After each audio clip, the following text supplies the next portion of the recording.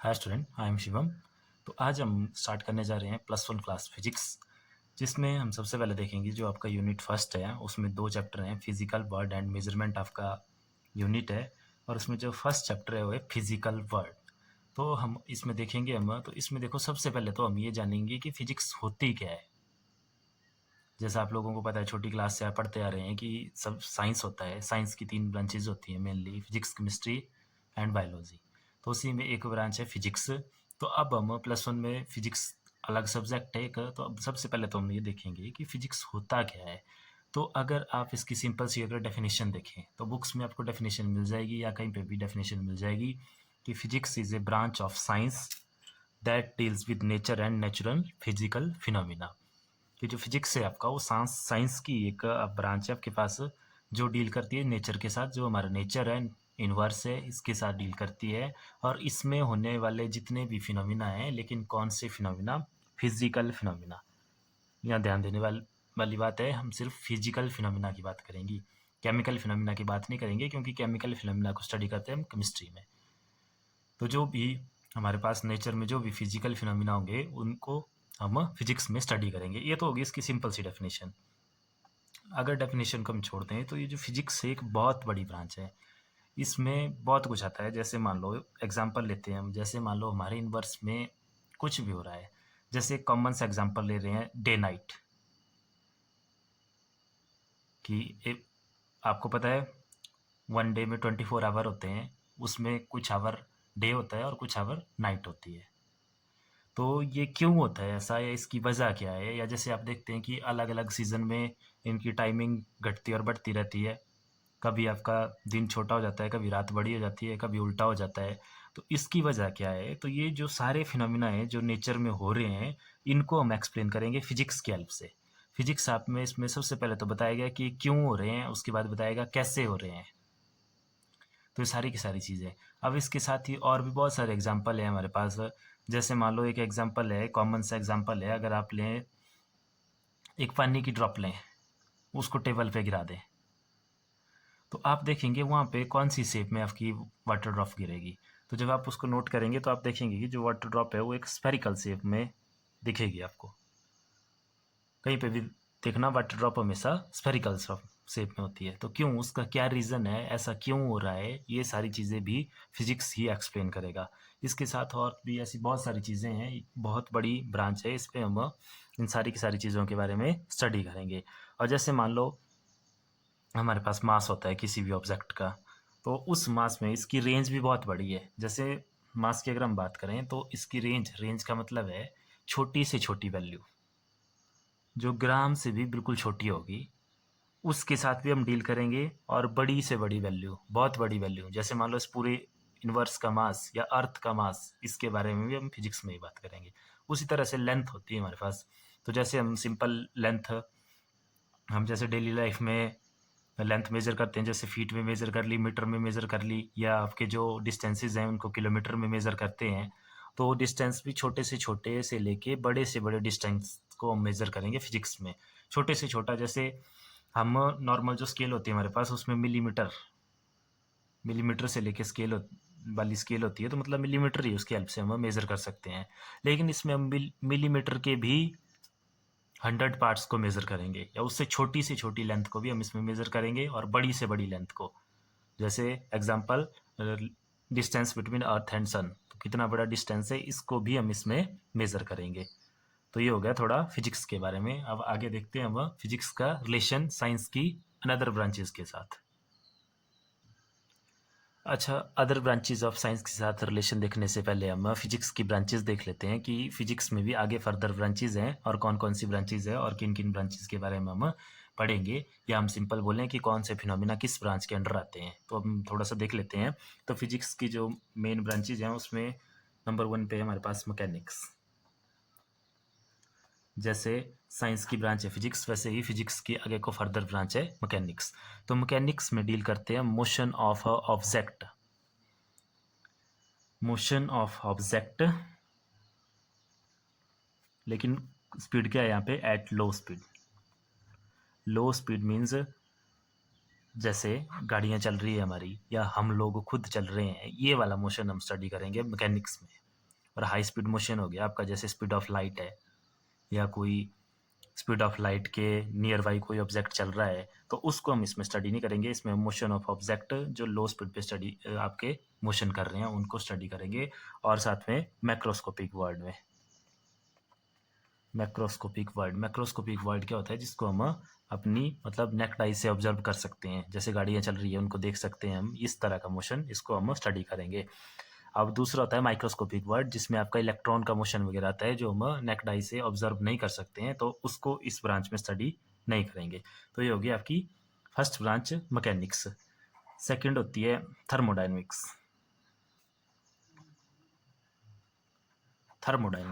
तो thermodynamics physics की ऐसी ब्रांच है जिसमें हम हीट एंड टेम्परेचर से रिलेटेड हीट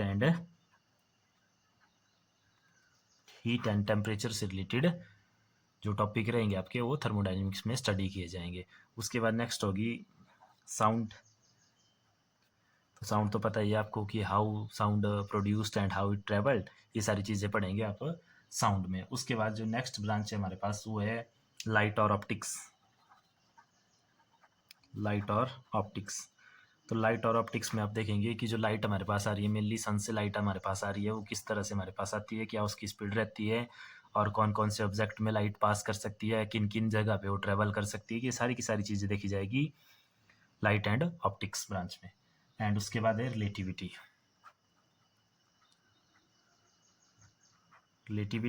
ब्रांच। रिलेटिविटी में आप लोग देखेंगे it deals with the theory of invariance in nature and the motion of object moving with the speed equal to और nearly equal to speed of light. Relativity और mechanics देखो, दोनों में motion of object ही देखा जाएगा, लेकिन यहाँ पे वो स्पीड है जो हम डेली कॉमन लाइफ में ऑब्जर्व करते हैं, जैसे बसेस की, कार वगैरह की, या हमारे खुद का मोशन। और रिलेटिविटी में उन ऑब्जेक्ट के मोशन की बात होगी जिनकी जो स्पीड रहेगी वो नियरली इक्वल रहेगी स्पीड ऑफ लाइट के इक्वल, या बहुत ज़्यादा स्पीड है उनमें, उसको हम देखेंगे इसमें रिलेटिविटी में।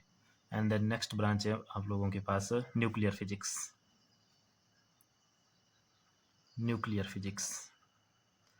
तो न्यूक्लियर फिजिक्स जैसे आप लोगों को पता है एक एटम होता है, एटम के अंदर क्या होता है, न्यूक्लियस।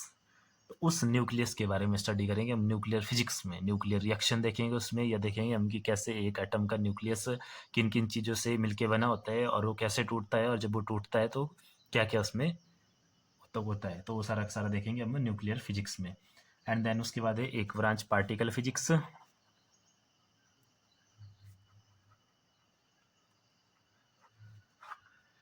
पार्टिकल फिजिक्स में हम डील करेंगे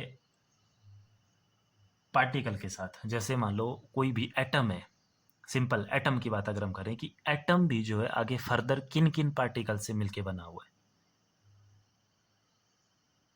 तो ये सब हम उसमें डील करेंगे पार्टिकल फिजिक्स में। और एक और बात आपने आज तक सुना होगा कि जो आपका एटम है वो इलेक्ट्रॉन प्रोटॉन से बना हुआ है। जैसे न्यूक्लियस में उसके प्रोटॉन और न्यूट्रॉन होते हैं और उसके बाहर ऑर्बिट में इलेक्ट्रॉन घूमते रहते हैं। लेकिन पार्टिकल फिजिक्स में आप आगे देखेंगे कि जो आपके इलेक्ट्रॉन और प्रोटॉन है वो भी फंडामेंटल पार्टिकल नहीं है, बल्कि वो भी उनसे और छोटे छोटे पार्टिकल हैं कुछ एक, उनसे मिलके बने हैं। तो ये सारी की सारी चीज़ें पढ़ेंगे आप पार्टिकल फिजिक्स में। और उसके बाद है हमारे पास एक और ब्रांच क्वांटम फिजिक्स।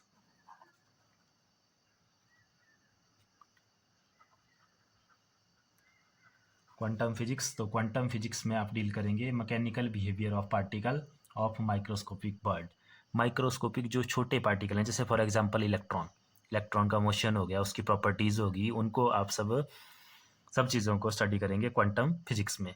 इसके बाद और भी फिजिक्स की बहुत सारी ब्रांचेस रहती है। जैसे एक ब्रांच है हमारे पास इलेक्ट्रोमैग्नेटिज्म में भी दो चीज़ों को स्टडी करते हैं, इलेक्ट्रिसिटी एंड मैग्नेटिज्म, की how electricity produced and how it travel from one point two another point. वैसे ही मैग्नेटिज्म है, मैग्नेटिज्म में अर्थ मैग्नेटिज्म के बारे में देखेंगे या मैग्नेट की प्रॉपर्टियों के बारे में देखेंगे। तो इस तरह से बहुत सारी ब्रांचेज है जिनको आप कुछ +1 में स्टडी करेंगे, कुछ को +2 में, और कुछ ऐसी ब्रांचेज है जो आपको कॉलेज लेवल में या इसके आगे हायर लेवल में देखने को मिलेगी। जैसे क्वांटम फिजिक्स वगैरह है, ये +1 +2 में नहीं है। पार्टिकल फिजिक्स के भी थोड़े टॉपिक हैं और इसमें नहीं है।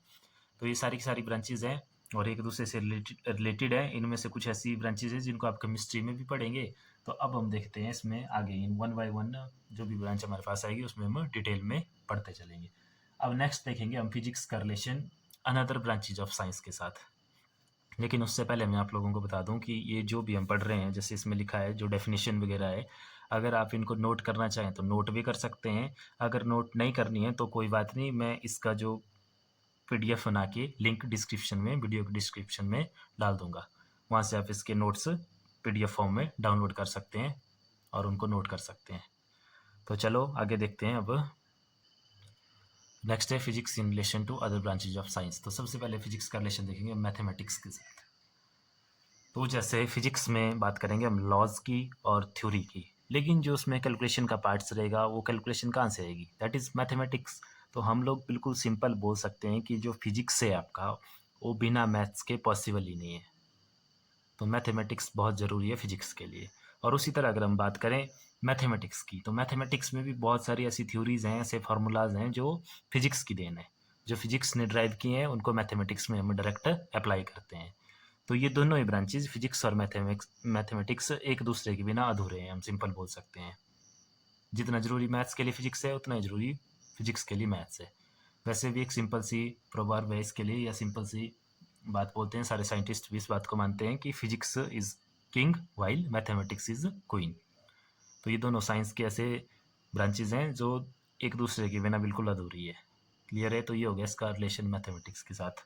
इसमें हम थ्योरी नहीं लिखेंगे, थ्योरी आप बुक्स वगैरह से लिख लेना। अब सेकंड रिलेशन देखेंगे हम, इसका सेकंड रिलेशन देखते हैं इसका केमिस्ट्री के साथ, देखते हैं विद केमिस्ट्री।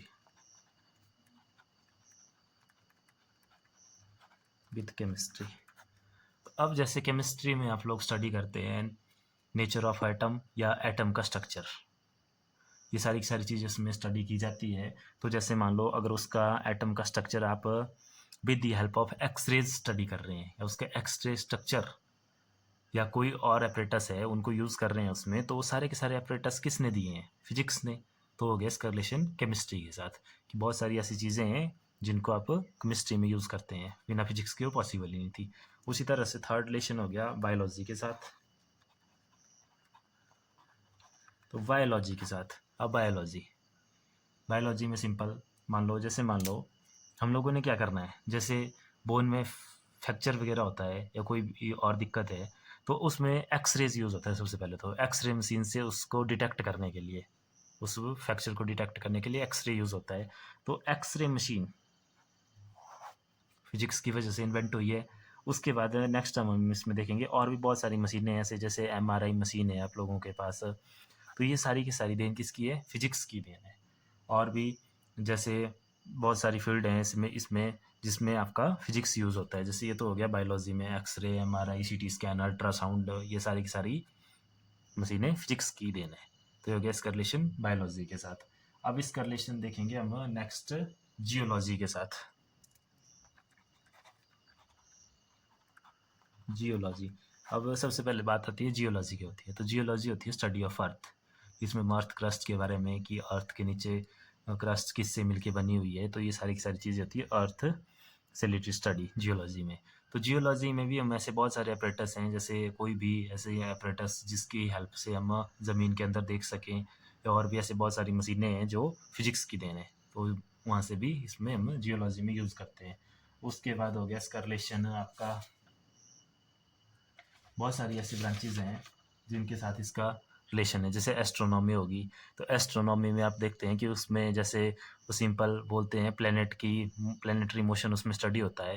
या सिंपल एस्ट्रोनॉमी में जैसे आप लोग पढ़ते होंगे राशि फल आता है एक, तो भी एस्ट्रोनॉमी की ब्रांच है। उसमें बताया होता है उन ग्रह की चाल, जिसको हम सिंपल बोलते हैं। तो वो सारी की सारी चीज़ें कहाँ से पॉसिबल है? फिजिक्स की वजह से ही, क्योंकि फिजिक्स की वजह से ही ऐसे माइक्रोस्कोप या ऐसे टेलीस्कोप जिसमें यूज़ करेंगे टेलीस्कोप, तो ऐसे टेलीस्कोप डेवलप किए हैं कि उनकी हेल्प से हम उनके मोशन पे नज़र रख सकें या उनके मोशन को स्टडी कर सकें। तो उसमें भी आपका फिजिक्स यूज़ होता है। तो ये था फिजिक्स का रिलेशन साइंस की अनदर ब्रांचेस के साथ।